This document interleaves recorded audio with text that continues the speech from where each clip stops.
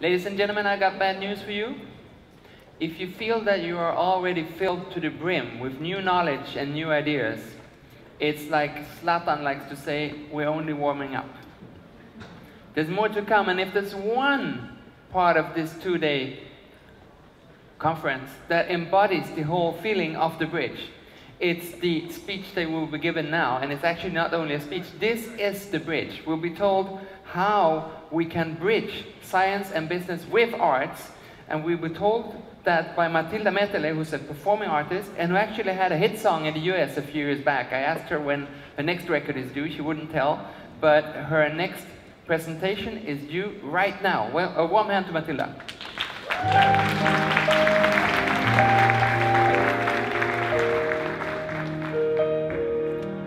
What a day this has been.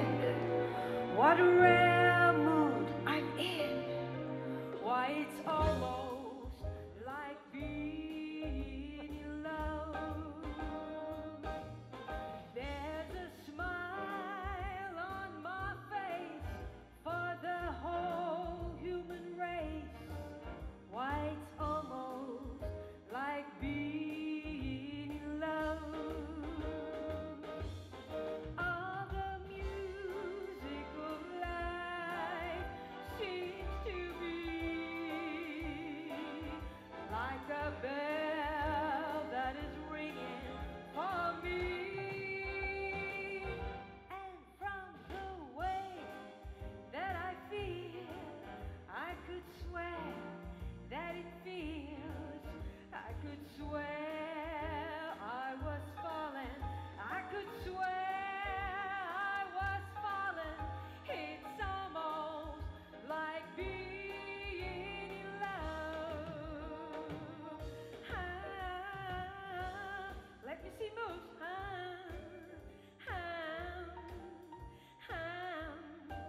Why, it's almost, wow, like being in love. Shake it, baby.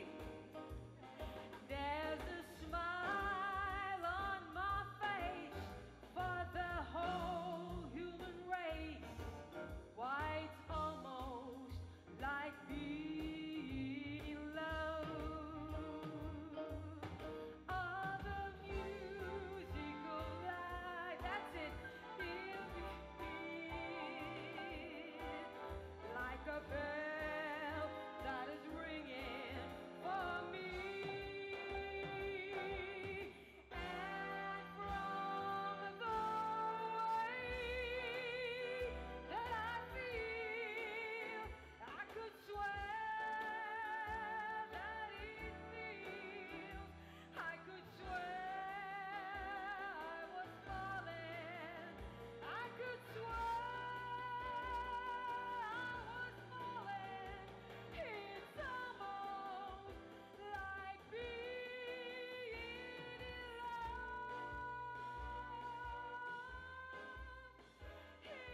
love. It's almost like being in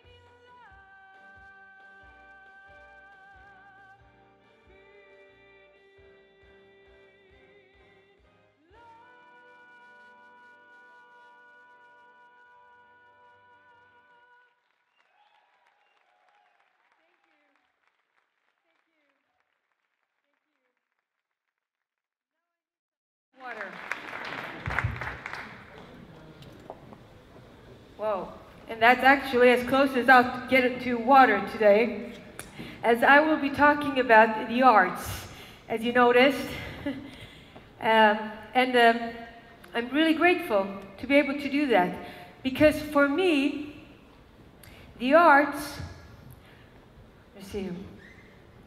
the arts is a natural way of connecting people, and we saw that today. Really.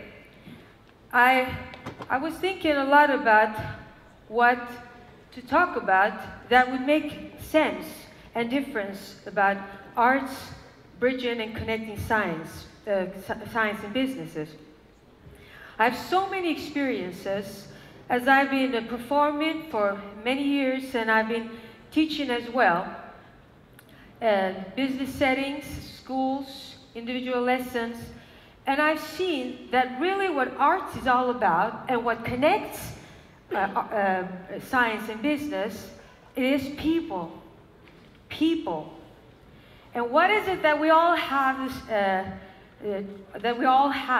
That is our five senses, plus imagination, intuition. Being creative is part of being human. We all have. It's just that all don't always use them as much as some do. 10 years ago, I had this idea that what if the arts, business, science, the universities, and community would somehow merge in an organization? Well, my ideas, they weren't really that clear back then, 10 years ago. I'll tell you more about that later.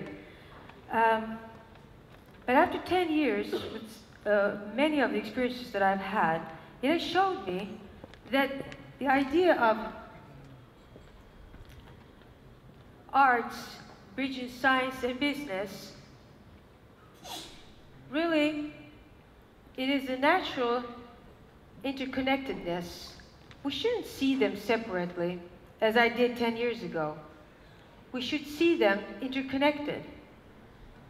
And as Henry David Thoreau said, the question is not what we look at, but what we see. And what I didn't see was the people. 15 years ago, I had a great opportunity to experience the power of music.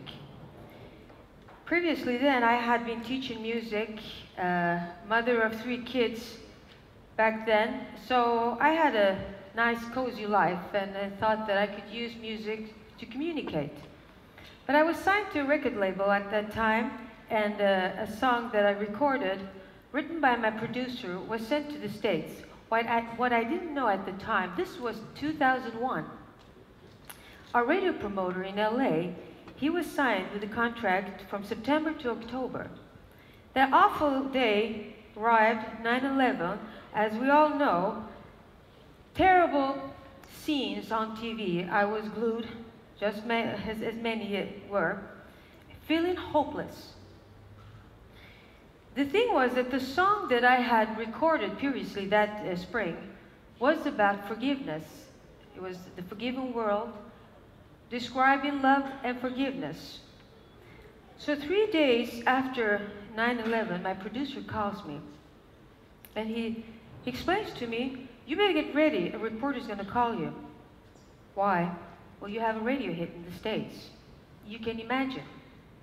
Me running around with kids in the kitchen, nice life, and suddenly, across, because by the way, I'm from Alma, across the ocean, I was communicating about forgiveness. What had happened was that the contract that our promoter had started 11th of September. That morning, he starts calling radio stations to promote the song. The same day, they added 30 radio stations added the song. Just a few days after, it was one of the most added songs on the AC charts. For me, this wasn't about fame. It wasn't about succeeding.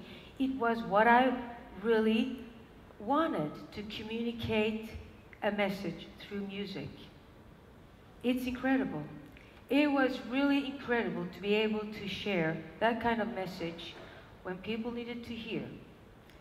After 2 years of working with promotion in the music business, I was ready just before a tour to England and Dubai. So I decided, but music really is not only about performance, but it is a means to connect people. So I left the music business and I entered the university. Started studying music psychology and music sociology to understand what happens. And really, I know music is in our bodies, in every one of you. It is. And so from there on, I continued, and after 3 years, just before my master's thesis in musicology, I had the opportunity to present an idea with a fellow student exactly the idea that I was describing about how the arts, business, science, and the community can be somehow interconnected. Our professor thought, well, that's a great idea, but not possible. I figured with the business plan that we had, it wasn't possible. So, but we had the chance to present it at a conference, and after the presentation was done, a man came up to me, and he was in the audience, and he says to me, well, you've been talking about the arts. Can you sing? And, you know, I didn't do this, what I did today. I just stood there in a nice suit and said, yes, we should connect the arts, and we should connect science and business. I was very, very, not like this. I don't think I even had lipstick, because that's what I believed. I believed that arts, they should be interconnected, but they shouldn't be, they shouldn't be embodying business. So he says, well, you haven't showed it to us. So I said, you mean you want me to sing? He says, yes. Go right ahead. So, took off my jacket and I sang. Well, that experience, what it offered me was possibility, because afterwards, Rolf Wiberg came up to me, presented from HR, Tetra Pak, and he said, interesting idea, but I'm interested in your artistic skills and the fact that you sang. Show that you really are talking about the arts. Ever since then, I've had very interesting and good project possibilities at Tetra Pak. And I remember when I first had the first assignment there, people asked me, how could you, of all people, get a consultancy job at Tetra Pak? I said, I sang. So really, and that's what I could. So that was a journey that I started by understanding that I needed to integrate and to use music as a tool to develop people and businesses, organizations. But there was another big part of this whole story, and that was that I had a mentor. And she taught me a lot about, Mia Jernbeck, she taught me about the business, doing business, running your own business, but also to be true to yourself. So as much as I've tried the past 10 years or whatever, to get rid of the artist in me, I can't. I really can't. But the greatest part of all is that I believe that we all have star qualities in us. Because believe me, I've been in workshops where the boss tells me that, you better take it easy because we have a lot of employees here who are not that happy that you come with music here, and, they're bankers and so on, and take it slow. Don't be too much. I'll try not to be too much. But as soon as I put on the music, one occasion, I had a bank manager, and another one pointed him out and said, you know that man there? He's not going to like this, that you're here. Fine, I said. So I put on the music, and what does he do when the music starts? He stands up, takes off his suit jacket, and says, come on. And I wasn't that surprised as much as his boss was. Seriously, he was like, what? We've been working 15 years, and I've never seen you in action. No, you didn't trigger the right points. So, and I've taught 2-year-old kids, 10, 15, 20, up to over 60. One day, a lady called me, and she says to me, you teach music, yes? And after all the information, she said, can you come to our home and teach my husband? I want to book 10 lessons. Not really. What's the deal? He can't come to me. Well, actually, Arnie's 81 years old. 81. I said, okay, I'll come to you. I got there, Arnie opens up the door. He had tap dancing shoes on. And he was like, I'm so excited.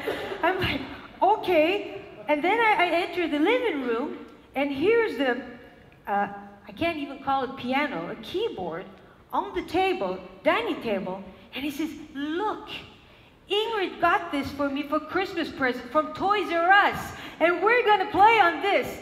You can imagine, after be teaching for so many years, that didn't look that, how do you say, the results didn't look that good, I thought. But they did. Those 10 lessons turned to be 2 years, every Monday morning, and he learned. He learned to play Swedish folk songs, and the joy that we experienced together really showed how music and the arts connect people. You all know, if you just imagine arts and how you experience arts. Douglas Hofstadter, a professor in cognitive science, has said that our musical experiences are like software constructions in our minds. We have it in us, and therefore everybody can react to music, to the arts. So, let me go back and say, so why shouldn't it be a common sense that we would integrate, that we would connect science and businesses with the arts? I had one project at Tetra Pak. It was about seeing the value of the arts at the workplace. So it was the employees were involved, as well as students from arts and design schools, and also glass school. And it was ornaments, glass ornaments, butterflies they would create. At Tetra Pak there is a butterfly garden with lavenders. And it was just for for employees and visitors to enjoy. The interesting part with this process was I had the ability or the possibility to follow the creative and the artistic process during these months. And it was interesting how technicians said that they had the opportunity to work with artists, with students, something they hadn't really done that before.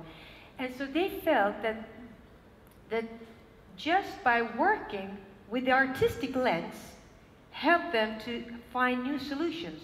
So these technicians, they are, they have, y'all know they have ideas and so, but the artistic lens helped them triggered and stimulated new ideas. And so sometimes I think about the general misconception that we can have, the image of the artist and the artistic skills. I usually say that, sure, we are all born with abilities, some more with musical, some with more cognitive, mathematician, logical abilities. However, it's all about practice. We need to practice. And so the image of the artist has really changed. From the Renaissance, we saw that the artists, or called artisans, they were not just creators. Michelangelo and Da Vinci, they weren't just creators, but they were technicians, they were scientists, they were innovators. For them, arts, business, and science, there were no limits. And the Italian patrons knew that the artisans were the key to develop ideas and new innovations. However, during the late 1800s and early 19th century, the age of Beethoven and Van Gogh, it was more of inspiration. People started, it was the Industrial Revolution, so people started to get away from traditions. It was, as I said, revolution, but a new belief rose, and that was the arts. You should find we were supposed to be inspired through the arts. The concept of the arts, music, drama, theater, visual arts, was created then. So all the functions, all the instrumental part of the arts was separated. However, during the 20th century, Stravinsky, Picasso, who said, I never made a painting as a work of artists, It's all research. Suddenly, inspiration was one part, but also the technique. Yet, the arts was institutionalized, and the opera houses, ballets, and somehow the artist became a professional. So now I had to be a professional to be able to stand on stage.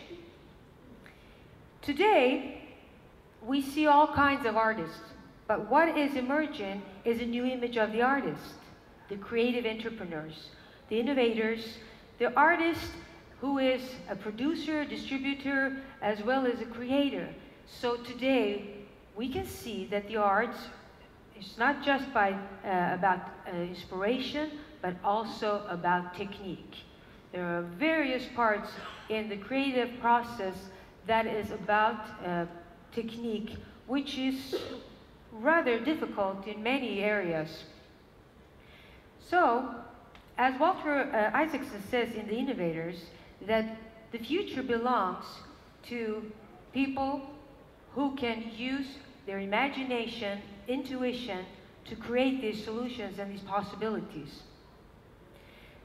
The interesting part is also that during my projects at Tetra Pak, I had the chance to present my work at the Faculty of Education here in Lund. And they found this work rather interesting and said, why don't you come and study and get your master's in education as well, to be able to do research. So I did, because the reason why I did is because, well, as my kids say, I'll probably study till I'm 100 or till I'm dead. I love reading. I'm curious. I want to learn. And so going back to the university enabled me to be able to connect my practical experiences with theory again. This also offered me an opportunity to go on conferences presenting my work, and starting to have a network of working with scientists.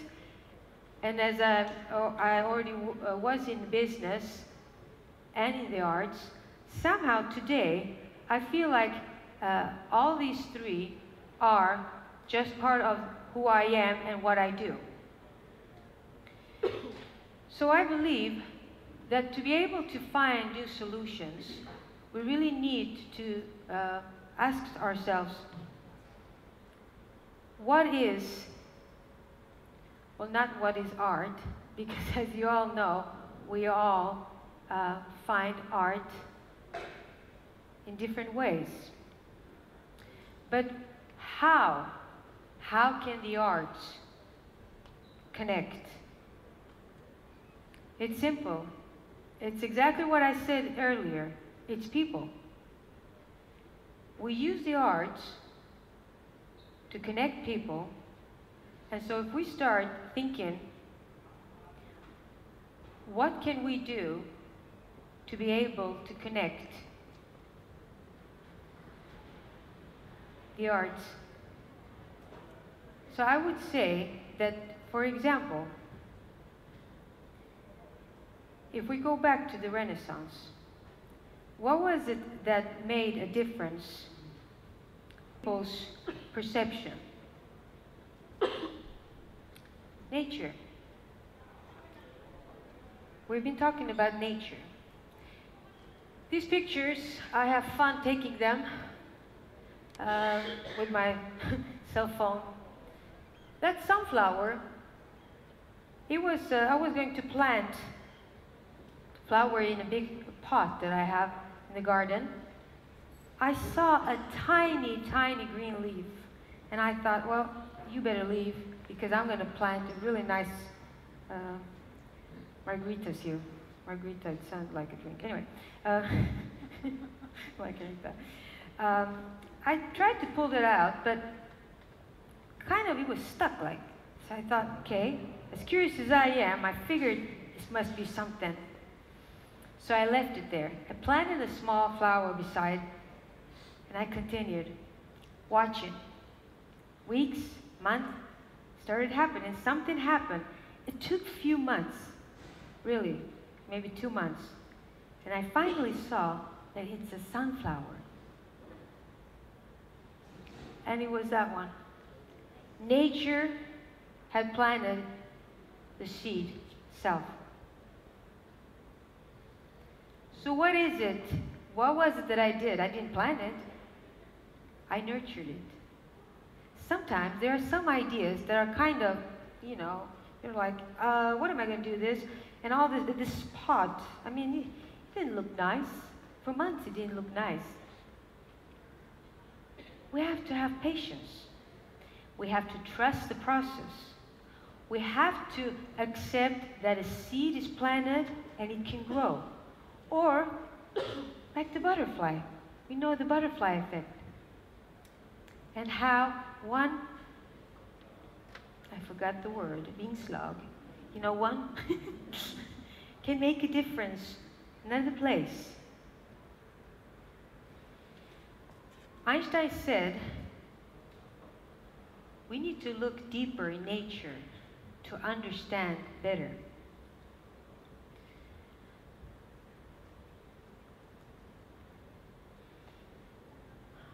This is an illustration that my son made a year ago. I asked him, what is it? He says, well, what do you see?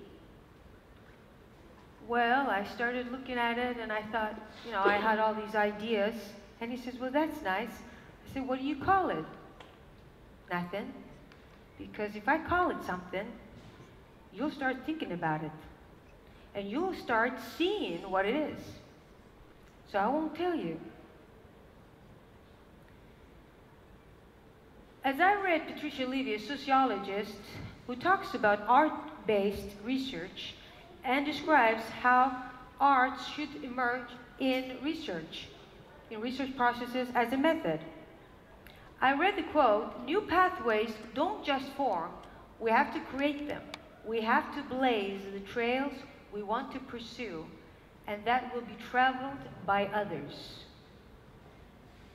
And so I remembered my son's illustration, and I said, that's it. You see the 3 lines? There we have art, science, and business. And he goes, and so I said to him, I'll be using this, and I'll be having this quote. And he says, well, you know, it might be that someone else is seeing something else. So you shouldn't tell them that that's art, science, and business. Maybe they see something else. And that is so true. Because often the images we have in our heads, the way we see the world, usually, if we really think about it, is somebody who said something, and that image stays. And when I come and say, well, I see somebody would dare here to say, I see a girl there, or I see teeth there, or I see, I don't know, a car, say, what are you talking about? Don't you see the lines? So, that person apologizes and says, okay, fine, I see the trails, nothing else. The idea here is that that's how the arts connect science and business. It's a multiple way, of perspectives that we can see. It offers us to see things that are usually not possible to see in another form. And so that's why, if I would say that I have this magical solution of how the arts should interconnect with science and business should be connected, I'd probably just give one good idea, and that's it. But I believe that all ideas start and they evolve.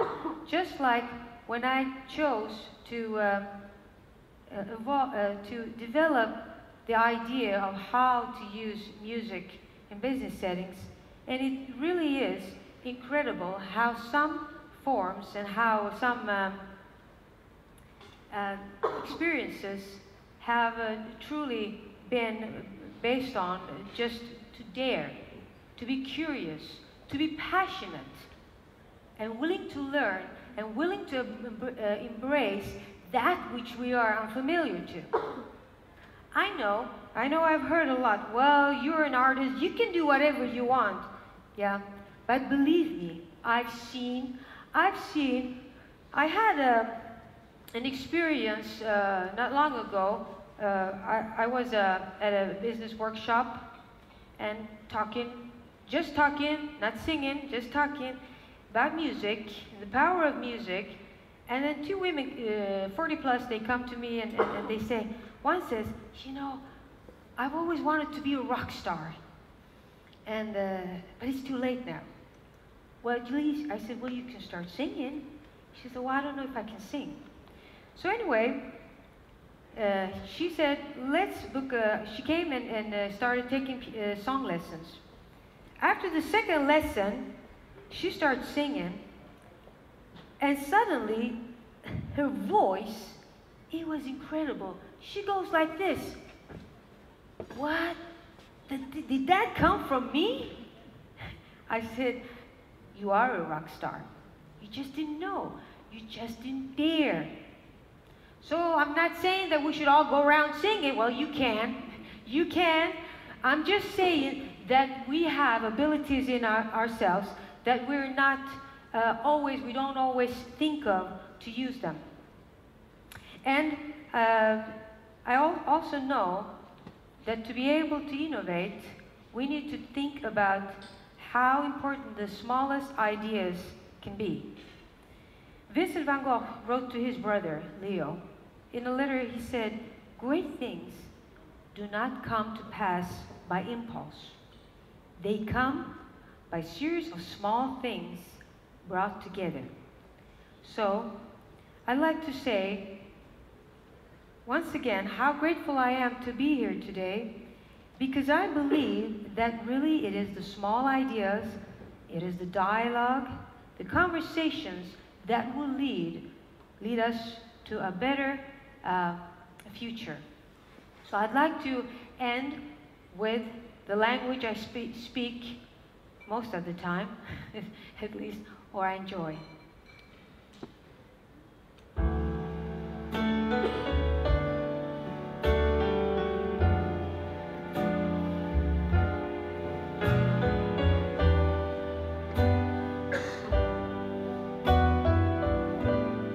What a difference a day made.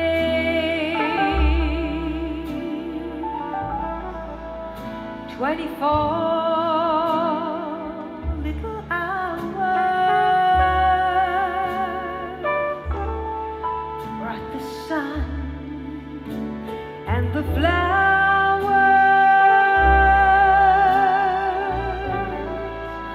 where there used to be rain.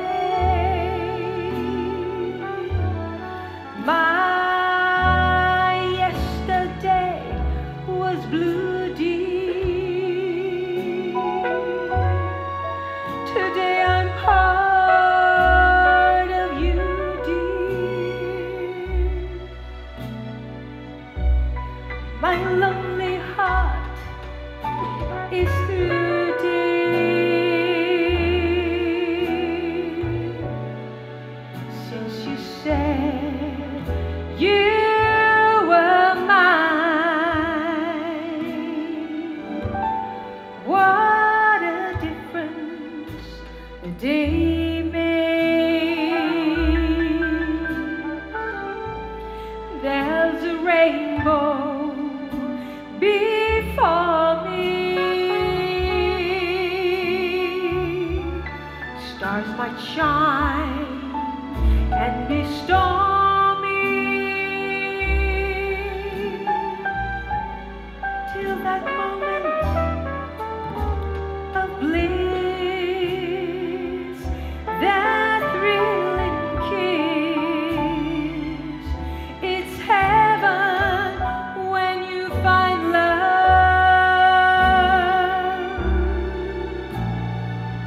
on the menu.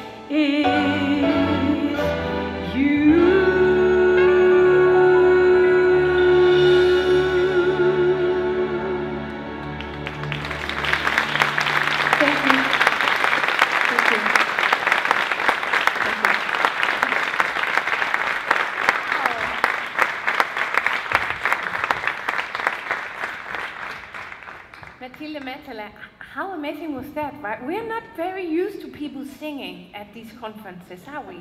In fact, I think it's the first time I've ever been to one of these conferences. I have to admit, I've been to quite a lot, and someone has sung. And it makes a difference, right? It changes your mood. Can you feel it?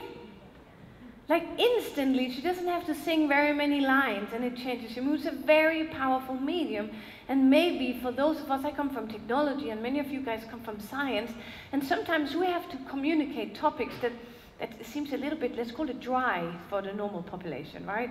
Do you ever have those, you come to like a dinner party, and then the person next to you asks what you do, and then definitely I say like, oh, I work in IT, and then I can just see their eyes go like, shit, right?